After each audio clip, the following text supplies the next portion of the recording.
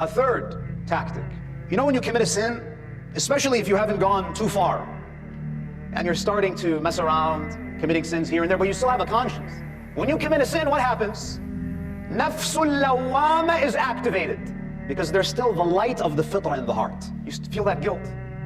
And when you feel guilt, you want to do what? You want to make tawbah. Now shaitan is very smart. Shaitan is not going to come to you and says, no, don't do tawbah. He's going to say, yes, I agree, you should do tawbah. But don't do it now.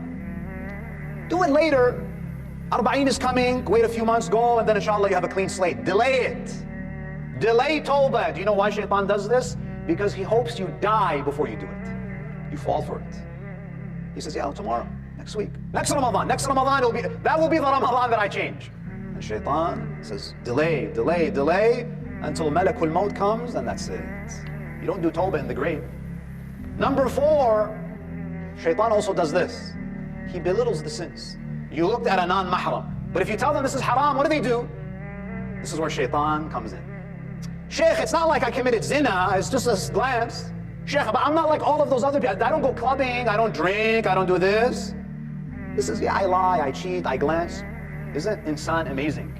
That when it comes to sin, he compares himself to those who are worse.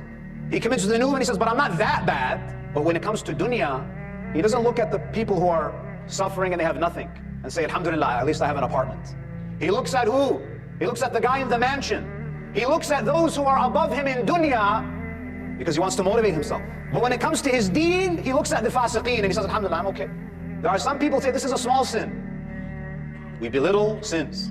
This is the words of the Sultan of Al Muhammad, Ali ibn Musa. He says, if you commit a small sin over and over and over and over, it's no longer a small sin, because you have made Allah the cheapest observer.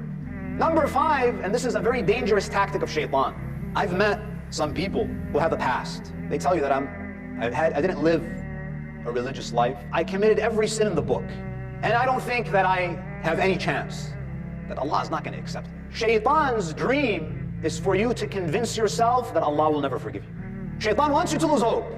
He says, yes, you're right, look how many sins you... Religion is not your thing. There was a man who came to Imam Zainul Abidin, salawatullahi alayhi. I'm amazed at the ones who can pull it off, who can make it to Jannah. So he's saying that Jannah is very difficult to get in. Imam Ali ibn Hussein, what does he say?